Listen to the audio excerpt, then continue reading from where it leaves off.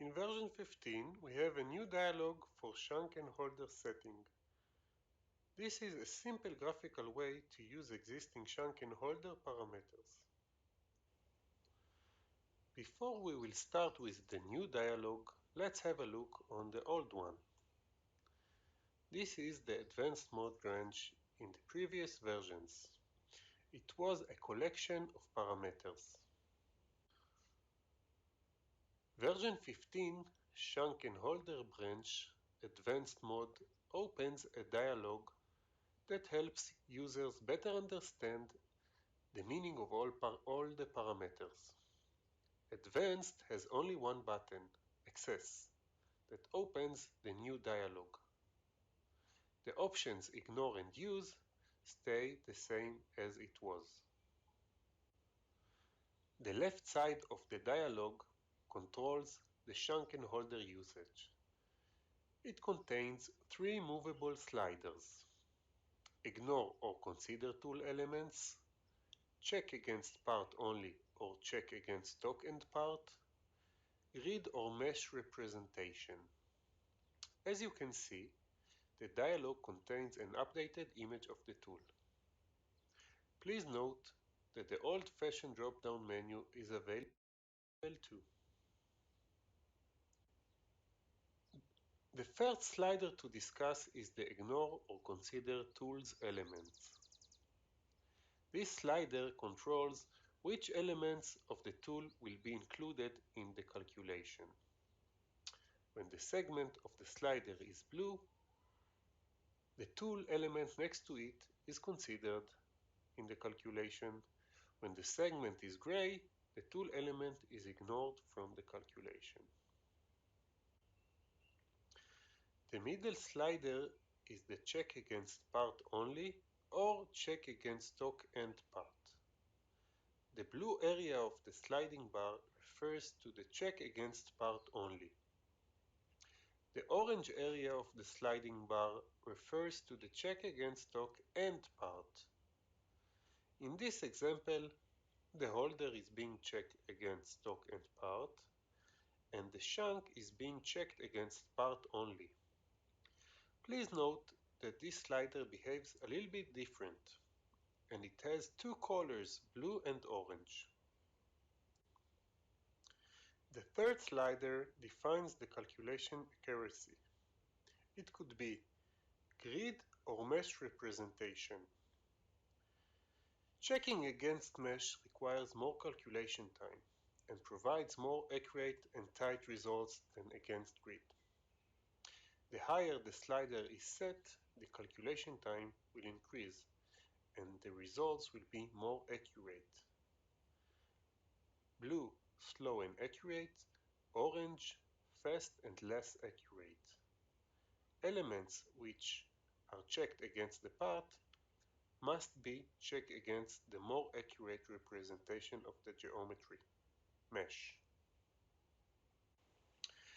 Due to the reason that the cut length or clear length cannot be checked against the stock, the cutter is always being checked against an accurate part. For this reason, the segment is always gray. After we explain the left side of the dialog, we will get to know the right side of the dialog. In order to expand the dialog, we will use the arrow below. This will expose more setting options.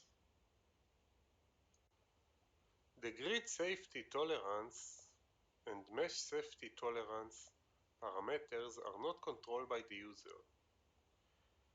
It is possible to change the considered grid size by factor.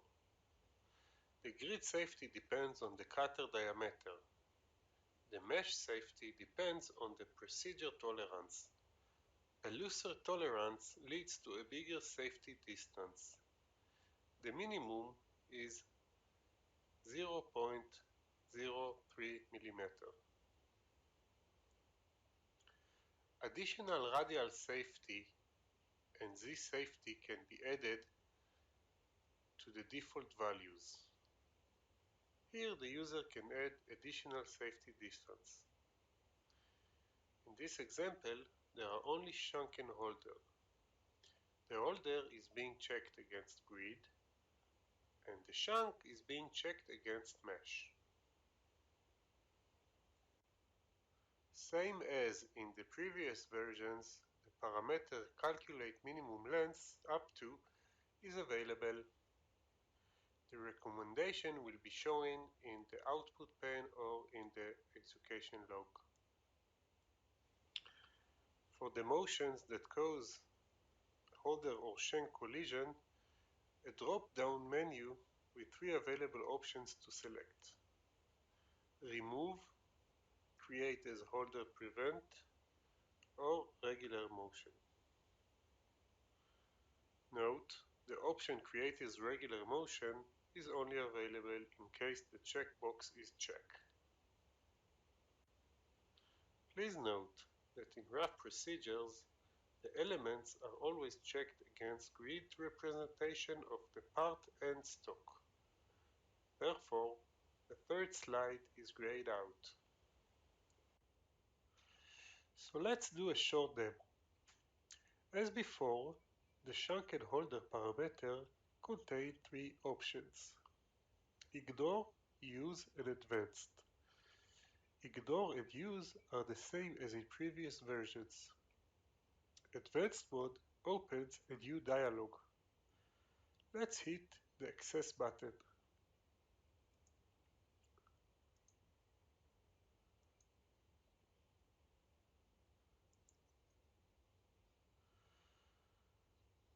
The new dialog opens and we can see three available sliders and an image of the cutter. The first slider to the left is for selecting the cutter elements. It will be checked by the system. In this example, we have only one holder and one shank.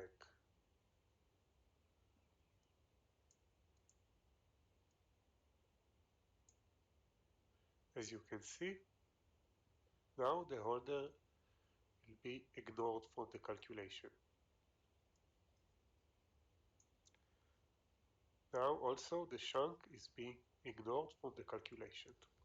We can also use the drop-down parameter in the old-fashioned way.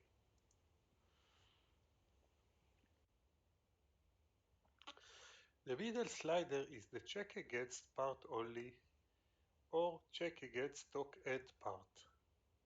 This slider behaves differently and it has two colors, blue and orange.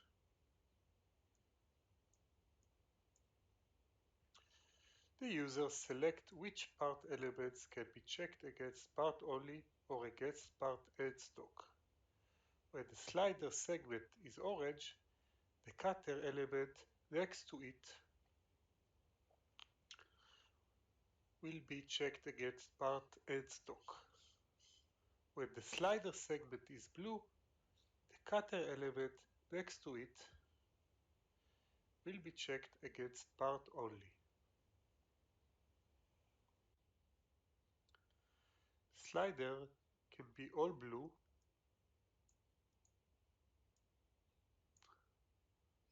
or it could be all orange, or it could be a mix of both.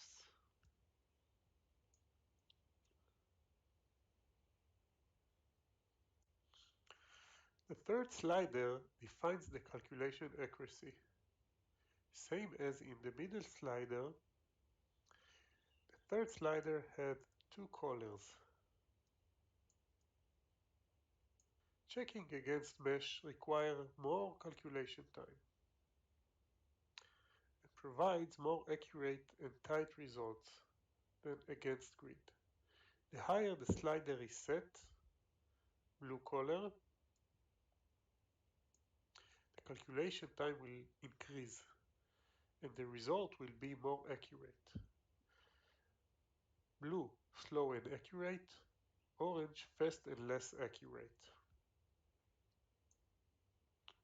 Elements which are checked against the part, like in this example the shank, must be checked against more accurate representation of the geometry mesh. So in this case, I can't take the slider down because the shank is being checked against part only. As you can see, the moment that I will check the holder against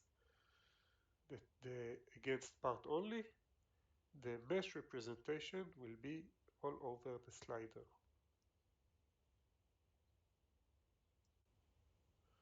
After we explain the left side of the dialog, we will get to know the right side of the dialog.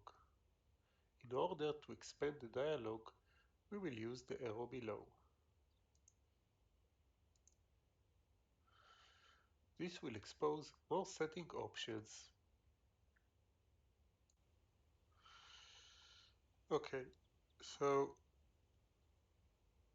the grid safety tolerance and the mesh safety tolerance parameters are not controlled by the user and they are grayed out. We can change the factor of the grid normal, small, and very small. As you can see, the values are changing. The mesh safety depends on the procedure tolerance. Looser tolerance leads to a bigger safety distance. This is the minimum value of 300 millimeter. The grid safety depends on the cutter diameter. A bigger diameter will lead to a bigger grid.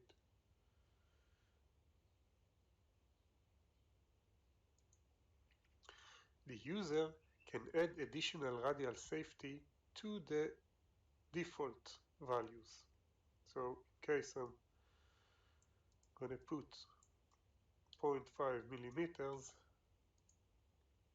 you can see the system will calculate the grid safety, the default grid safety, including the additional radial safety that I added.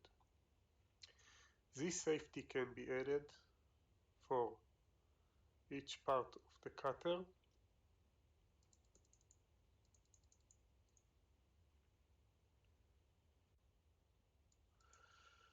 Same as in previous versions, we have the option to calculate the minimum length.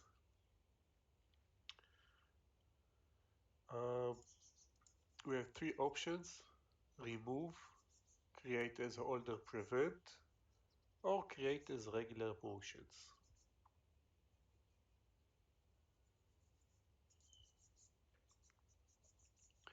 Please note that the option to create as regular motion is only available in case this parameter is checked. Then the user can go to the execution log or the output pen and use the value of the minimum clear length. Okay, so this is all for today. Thanks for watching the movie.